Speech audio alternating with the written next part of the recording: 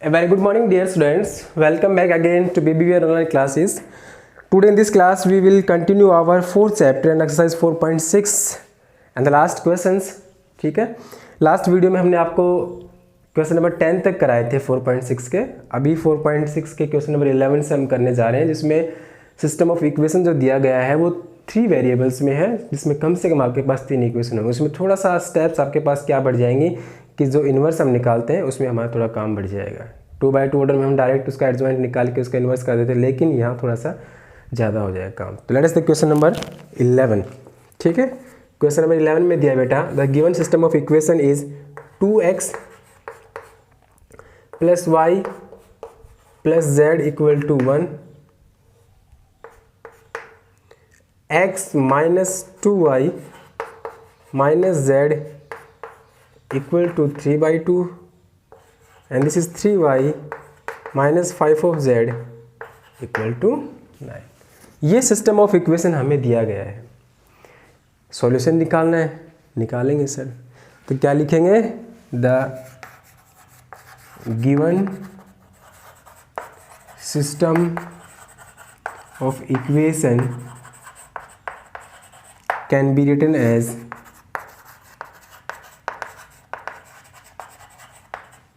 ax equal to b, therefore it is x equal to what, a inverse b. ये concept use करके हम क्या करेंगे, solution निकालेंगे. ठीक है, तो बोला सर उसके लिए हम चेक तो करें कि a इनवर्स एग्जिस्ट करता है कि नहीं. तो for that a is what, the coefficient matrix 2 1. यहाँ देखिए आप, यहाँ x कोफिशिएंट नहीं है तो x कोफिशिएंट क्या है बेटा, 0. y का यहाँ 1 है, यहाँ -2 है, यहाँ 3 है. 1 -2 3. यहाँ z का 1 -1, यहाँ -5. 1 -1 -5. ध्यान से देख लीजिए एक बार. 2 1 1 2 1 1 1 -2 -1 1 -2 -1. इसमें x नहीं है तो 0 3 -5. व्हाट इज x, सिंपल सी बात है, x y z. And what is b, the constant matrix and that is 1 3/2 and. ठीक है, then what is determinant a on solving. 2 expand कीजिए, ये आपका हो गया -2 -1 3 -5 -1. तो row and this column 1 -1 0 -5 1 -1 and this 1 1 -2 0 3 1 -2 0 3. तो क्या हो जाएगा बेटा, यहाँ से 2, ये +10 हो गया और ये +3 हो जाएगा. 10 + 3 13 -1. This is -5 and this is 0 है ना, +0 हो जाएगा. माइनस हो या प्लस हो क्या फ़र्क पड़ता है. +1 3 + 2, तो ये हो गया 13 0 26 माइनस +5 एंड दिस इज 5. यही होगा ना. देखिए आप ध्यान से, 2 26, ये 5 0 और ये बेटा आपका होगा 3 + 2 5. तो यहाँ से ये कॉन्सेप्ट आपका 2 1, तो ये हो गया 36. This is equal to what, 36 and that not equal to 0. This equal to 36 and that not equal to 0. तो बोला सर 0 नहीं है, लेकिन एक बात आप ये भी देखिए ध्यान से. अच्छा एक बात और, हाँ तभी मैं सोच रहा हूँ कि 36 कैसे आ रहा है. दिस इज 0 ना, दिस इज 0, तो ये आपका 3 आएगा. ठीक है, तो हो जाएगा 34. अब ठीक है, therefore the given system of equation is what, consistent and has a unique solution. Consistent होगा और कैसा होगा, ए यूनिक सॉल्यूशन. उस यूनिक सॉल्यूशन को ही हमें फाइंड करना है. तो unique solution can be given by A inverse. And what is the A inverse, A inverse is given bye 1 determinant of A into what, adjoint of A. What is adjoint of A, the transpose of a cofactor matrix. Transpose of a cofactor matrix. सीधी सी बात है. ए क्या है आपके पास बेटा, ये रही. व्हाट इज ए, ए हमारे पास 2 1 1 2 1 1 1 -2 -1 0 3 -5 आ गई। a इक्वल्स टू 2 1 1 1 -2 -1 0 3 -5, ये a है हमारे पास। ठीक है, अब क्या करेंगे, कोफैक्टर्स लिखेंगे हम। सबसे पहले मैं माइनस लिख लेता हूँ, M11 M12 M13 M21 M22 M23 M31 M32 M33। Plus minus का चक्कर रहेगा, वो हम बाद में कर लेंगे। और बाद में क्या, यहाँ डायरेक्ट ही है। कौन से, देखिए M11 करोगे आप, रो कॉलम, दिस इज +10 +3 +10 +3 13 आएगा। Second, first row second element, ये है आपका फर्स्ट रो सेकंड एलिमेंट, 5 -0, ये -5 है। Row column 3 -0, row column -5 -3। देखिए ना आप, ये रो हो गई, ये कॉलम हो गया, तो ये हो गया आप -5 -3 -8। Second row column, this is what -10 and this is again 0 -10। Row column 6 -0 6 3 1, row column -1, ये माइनस का है, ये +2 हो जाएगा, -1 +2 2 -1 1 3 2, रो कॉलम -2 -1 -3 एंड 3 3 लास्ट, -4 -1 -5। तो बेटा कोफैक्टर क्या होंगे, देखो 1 1 है, सेम रहेगा, 1 2 है, सम ओड है ना, माइनस है, माइनस माइनस लगेगा तो क्या हो जाएगा प्लस, 1 3 इवन है, 2 1 ओड है, ये हो जाएगा 2 2 सेम रहना है, 2 3 माइनस हो जाएगा, 3 1 सेम रहेगा, 3 2 प्लस हो जाएगा, 3 3 सेम रहेगा। These all are the cofactors. Now adjoint of A is what, the transpose of the cofactor matrix। लिखो 13, मैं डायरेक्ट लिख दूं, आप लिखेंगे 13 5 3, मैं डायरेक्ट ट्रांसपोज कर देता हूं, तो जो फर्स्ट रो थी वो क्या बन जाएगी बेटा, फर्स्ट कॉलम, तो ये हो गया 13 5 3 8 -10 -6, आप सेकंड रो लिखते, मैं इसको सेकंड कॉलम लिख रहा हूँ, 8 -10 -6, और ये 1 3 -5 है, ये आप थर्ड रो लिखते, मैं इसको थर्ड कॉलम कर रहा हूँ, 1 3 -5। ये आपका क्या आ गया बेटा, एडजॉइंट ऑफ ए, ये आपका एडजॉइंट ऑफ ए आ गया। अब आप इसमें थोड़ा सा चेंज करना चाहें तो वही है, इन्वर्स निकालना होगा आपको। तो इन्वर्स के लिए क्या करेंगे, A inverse is what, 1 determinant of A into adjoint of ए।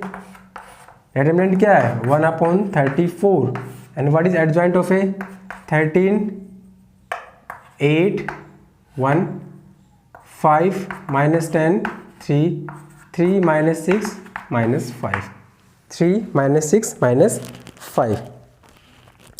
तो बेटा ये आ गया आपके पास क्या, एडजॉइंट ए इनवर्स आ गया। Now the solution is given by, now x equal to what, A inverse B, what is x, x y z, x y z, A inverse ये रहा 1/34 13 8 1 5 -10 3 3 -6 -5 into B, the constant matrix कहाँ है B, ये रही 1 3/2 and this is 9, 1 3/2 and this is 9, 1/34 13 8 1 5 -10 3 3 -6 -5 and this is what.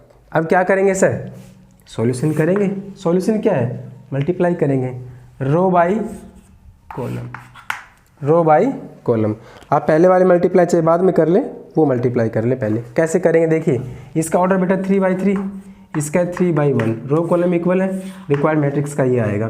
तो x y z क्या बनेगा आपके पास, 1/34 13 1 जा 13 प्लस 8 इंटू 3/2 होगा, तो 2 से इसको कैंसिल करोगे, 4 पे 4 3 जा 12 और 1 9 जा 9, दिस इज 5 1 जा 5, ये 2 से 5 पे कट जाएगा, ये माइनस का 15 हो जाएगा, और ये 9 3 जा 27, ये 3 2 से कट जाएगा इस पे, 3 पे माइनस पे, और 3 3 ये -9, और ये होगा माइनस का 45, माइनस का 45।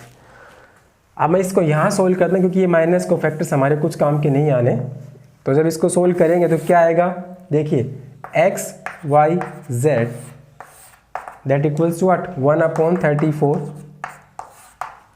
ये हो जाएगा 25 और 9, ये हो गया ना 25 प्लस 9 34, ये कितना बच गया यहाँ से -10, इसमें माइनस करो -17 प्लस 17 आ जाएगा, और ये हो जाएगा बेटा आपका -6 बचेगा यहाँ से, इसमें ऐड कर दो 51, राइट भाई 45 है ना, 45 और ये 54 51 बचेगा आपका माइनस का 51। तो बोला सर अगर आप करना चाहें तो देखिए यहाँ से क्या होगा, x y z, ये 34 अंदर जाएगा, डिवाइड करेगा, इसको करेगा डिवाइड तो 1 आएगा, इसको डिवाइड करेगा तो 1/2 आएगा, और इसको डिवाइड करेगा तो -51/34 आएगा। By equality of matrix x equal to 1, y equals to 1/2 and z equals to -51/34। For confirming your answer we have to check, हम चेक कर सकते हैं किसी एक इक्वेशन में, जैसे फर्स्ट इक्वेशन है, क्या है ये रख लो ना, फर्स्ट की है 3y कितना बेटा 1/2, -5 इंटू z कितना है -51/34, तो देखो ये तो हो जाएगा 3/2 minus plus 51 into 5, 51 into upon कितना है 34, एलसीएम कितना आएगा 34, 17 3 जा 51 प्लस ये कितना हो जाएगा 51 इंटू 5, 51 अगर मैं कॉमन लें 1 + 5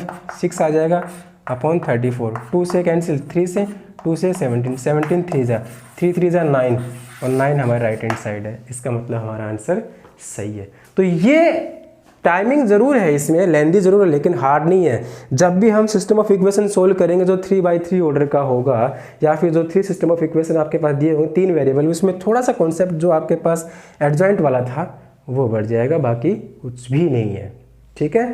तो ये तो था बेटा आपका 11th का क्वेश्चन। अब क्वेश्चन जो आपके आगे आने वाले हैं 12, 13, 14 तीनों सेम है, just you do try it. अगर कोई इसमें डाउट है तो आप पूछ सकते हैं। क्वेश्चन नंबर 15 में आपको करवाऊंगा, जो बहुत ही शानदार क्वेश्चन है और बहुत ही अच्छा है। इस तरह के क्वेश्चन जनरली पूछे जाते हैं, इसी फॉर्मेट में आते हैं क्वेश्चन। जो क्वेश्चन नंबर 15 है इसी फॉर्मेट में आपके पास क्वेश्चंस आते हैं। ये क्वेश्चन आपको थोड़ा ध्यान से करना। हाँ, करना कैसे है, सेम मेथड है, करना उसी मेथड से है, लेकिन थोड़ा सा ध्यान में ये रखें कि इसको थोड़ा लैंग्वेज में या थ्योरेटिकल पार्ट में दे दिया बस, और कुछ नहीं है। होना वैसे ही है, वही इन्वर्स रहेगा, वही सारे सिस्टम रहेंगे, सब तो रहेंगे। क्या दिया है क्वेश्चन में?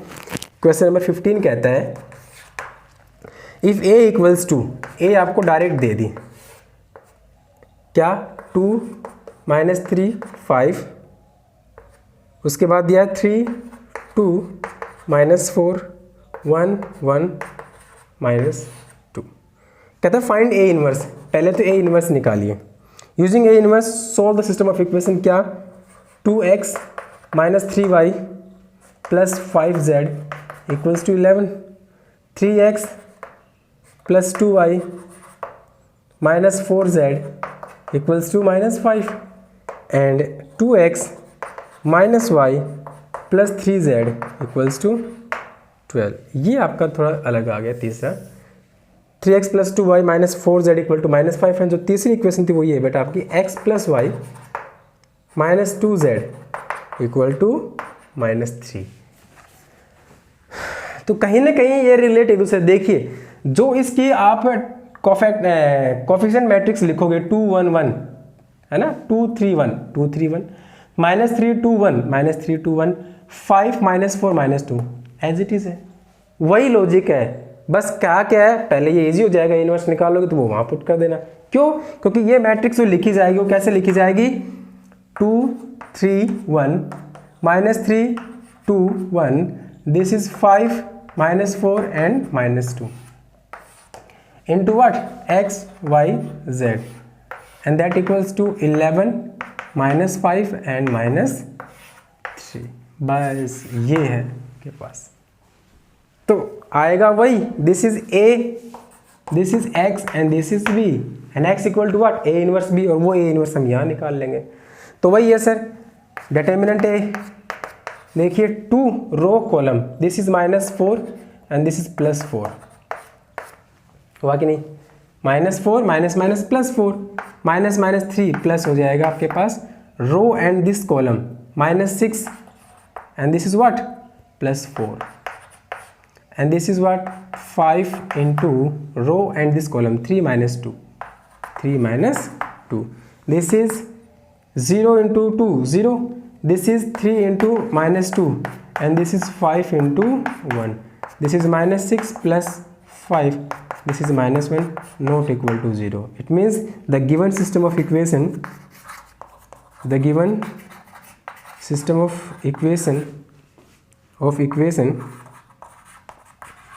has a unique solution, ठीक है, and that is given by x equal to what, a inverse b. सबसे पहले आपके पास इजी काम क्या है, a inverse 1 upon determinant of a into what, adjoint of a, ये काम कर लेना, आंसर आपके सामने रखा है। a इनवर्स वही कोफैक्टर मैट्रिक्स का ट्रांसपोज, ये काम है यहाँ रखना। ये आपके पास -1 है, -1 का मतलब जो भी मैट्रिक्स आएगी एडजॉइंट a आएगा, जो भी उसको -1 से मल्टीप्लाई करना, चेंज द साइन, बस a इनवर्स आ गया, वो a इनवर्स यहाँ रख देना, कहाँ, यहाँ, b आपके पास है, वो रही answer direct. And the last question number 16 theoretical है, अगर वहाँ से आप इक्वेशन को रिड्यूस कर लें तो वही सब बन जाएगा। क्या कहता है, the cost of 4 kg onion, 3 kg wheat and 2 kg rice is 60 rupees, the cost of 2 kg onion, 4 kg wheat and 6 kg rice is 90 rupees, and the cost of 6 kg onion and 2 kg wheat and 3 kg rice is 70 rupees. Find the cost of each item per kg by matrix method. It means we have to write down in matrix. First of all we write down in system of equation. क्या करेंगे, let us we assume cost दिए किसकी, onion, wheat and rice, ठीक है, onion, wheat and rice. Let us the cost of per kg onion, wheat and rice are x rupees, y rupees and z rupees respectively. मतलब एक एक kilo की cost मैंने लिख दी है पर केजी के अकॉर्डिंग। फर्स्ट जो बनेगा उसमें कह रहा है कि 4 kg अनियन, 1 kg के x है तो 4 kg कितना होगा बेटा 4x, 3 kg wheat, 1 kg wheat के y रुपीज़ हैं तो 3 kg के 3y, और 1 kg राइस के z रुपीज़ है तो 2 kg कितने हो जाएंगे 2z, और इनकी टोटल जो कॉस्ट है जो देता है वो है 60 rupees. Secondly 2 kg onion 2x, 4 kg wheat 4y and 6 kg rice 6y and the total cost is 90 rupees. And last one is 6 kg onion 6x, 2 kg wheat 2y and 3 kg rice 3y equals to 17. This is first, second and third. बन गया system of equation. Write down the matrix 4 2 6 3 4 2 2 6 3. Coefficient matrix, this is variable matrix and this is the constant matrix 60 90 70. Find the value of x y z, that is the total cost of per kg of wheat, rice and onion, जो भी है आपकी ये है, बस solve करना था। This is your complete exercise 4.6 and this is your complete chapter determinant. Now in the next class we will continue our this book first part from our new concept, that is calculus, जिसमें 5 chapter हैं। Differentiation, जिसको differentiability बोला है आपके पास, application of derivative, ये application of matrix क्या थी, determinant की थी, application of derivative, integers, anti derivative जिसको बोलते हैं, application of integral and differential equation. बहुत लेंथी कॉन्सेप्ट है, वो हम हमारा नेक्स्ट क्लास से शुरू करेंगे। बहुत दिन से डिटर्मिनेंट चल रहा था जो कि आज ख़त्म हो गया है।